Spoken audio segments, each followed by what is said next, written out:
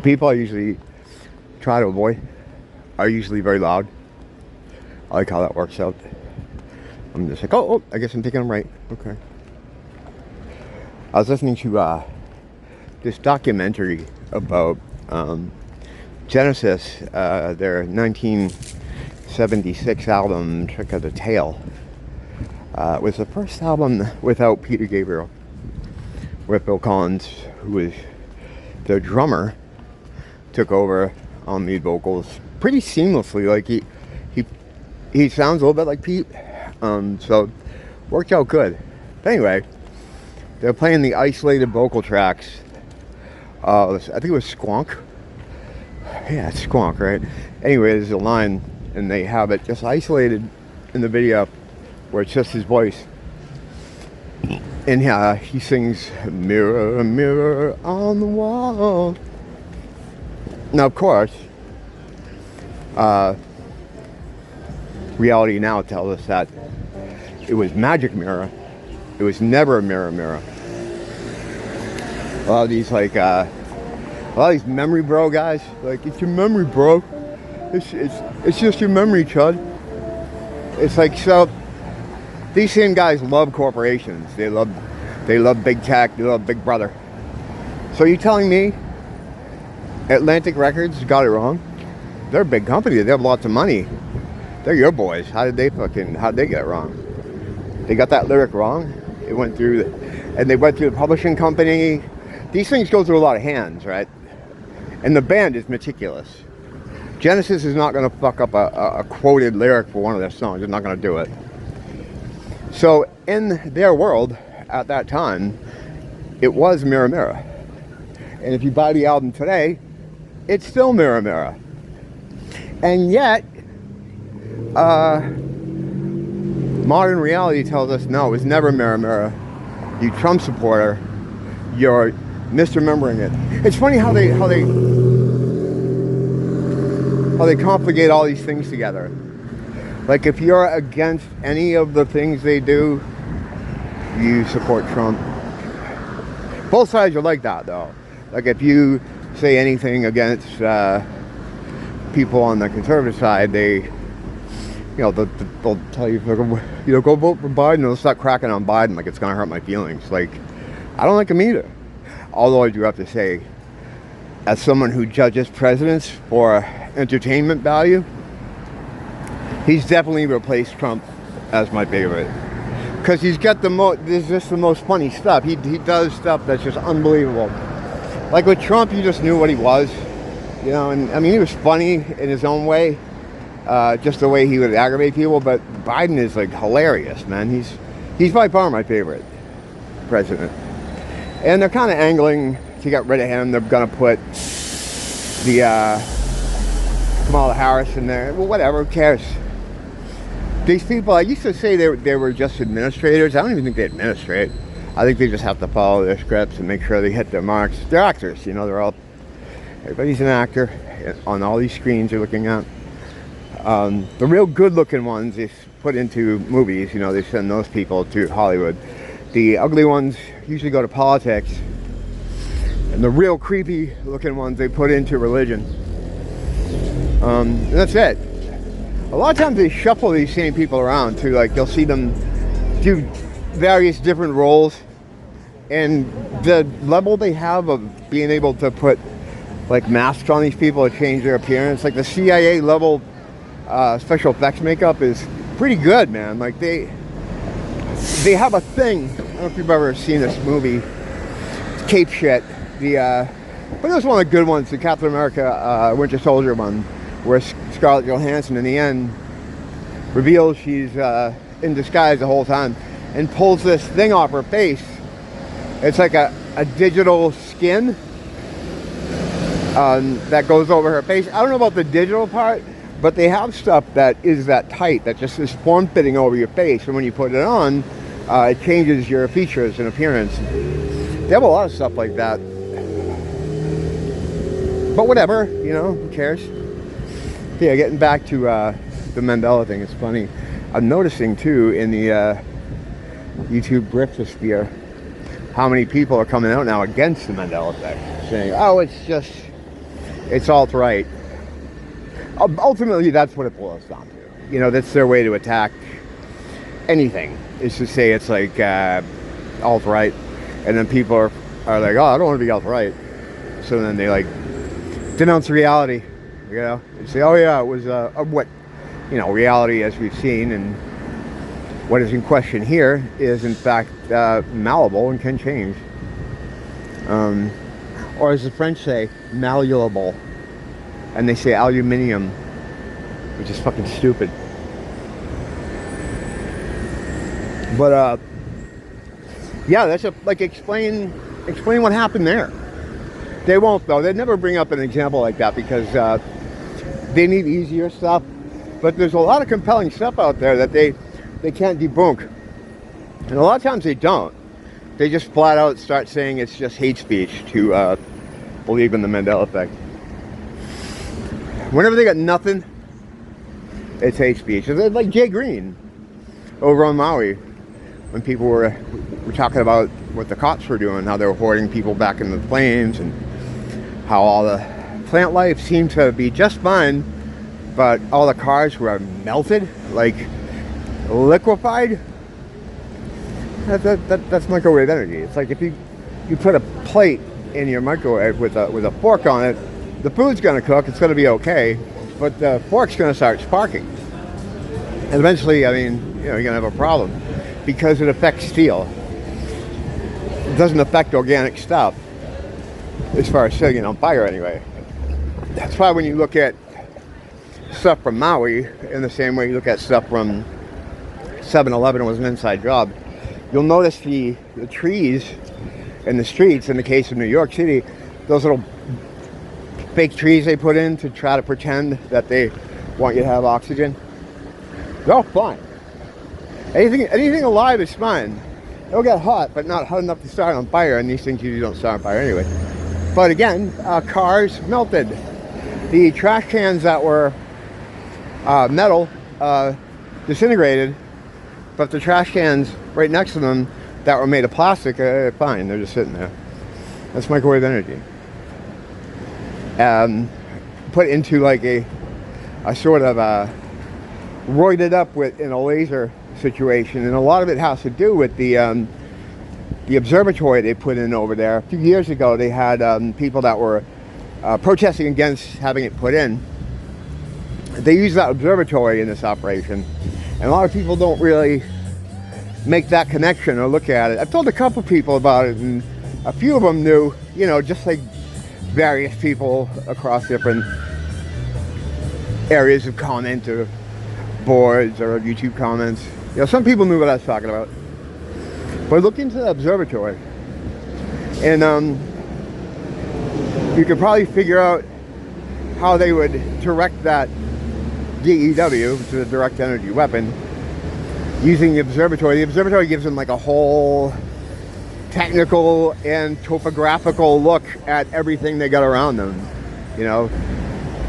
And it was a very spiritual kind of hallowed place. That's why they were protesting against it. They're looking for that energy pop. They're looking to, you know, summon energy from that. I don't know if there's a ley line there. I'm going to guess there is. I tried to find how ley lines sit on the islands, but I've been so far unsuccessful. It's not my usual topic of research, but I know the entire world has these ley lines that run across it like a grid. And at the points, there is extreme energy, or there's an area where energy can come through and affect the 3D, sometimes vice versa. Or as the French say, vice versa. And plus les dimensions. They also say that. But yeah, so I don't know if there was a ley line there. I'm imagining. But yeah, if you connect those two things, you could probably find a lot of information about why it was done the way it was done. I mean, the way it had to be seen from above, right? I mean, yeah, they could take a helicopter and do that, but it was very precise. If you look at where things were burned, yeah, I guess this is a Maui video now. If you look at where things were burned, it was like, it's such a pattern. It's just done in a pattern. It's not, they don't even try to hide it. And yeah, everyone saw it. I think this was a test for them. Like, they just made it very blatant. And gave you clearly made up bullshit excuses as to why things were the way they were, right? And I think their attitude is just like, yeah, you know, do something about it. I think that's their attitude. You know, and what are you going to do about it? You can yell about it a little bit, but you yell about it too much, they'll shut you down.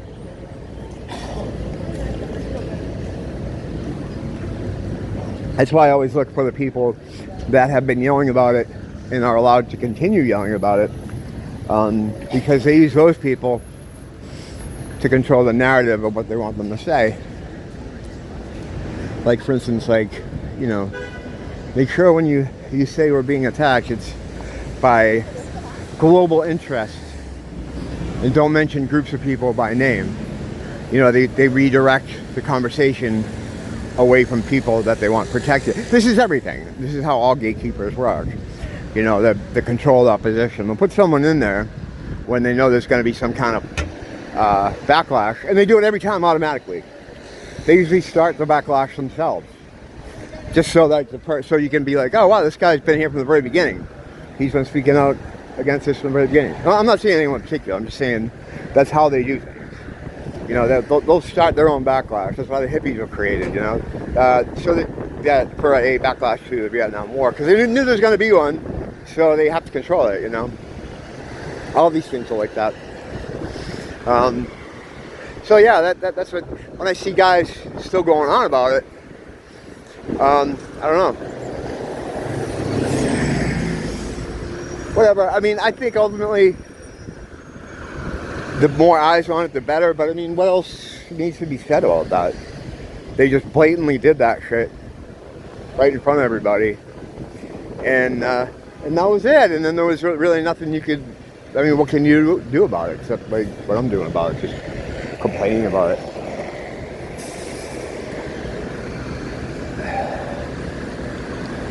A lot of times, though, that's all it takes. Like, evil, demons specifically, and evil in a larger sense, the thing they fear the most is being seen.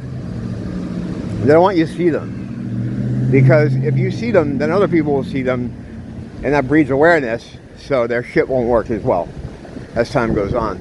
So that's the thing they're really afraid of most. You can't fight them, like you can't like physically go at them in some way. It's just not possible.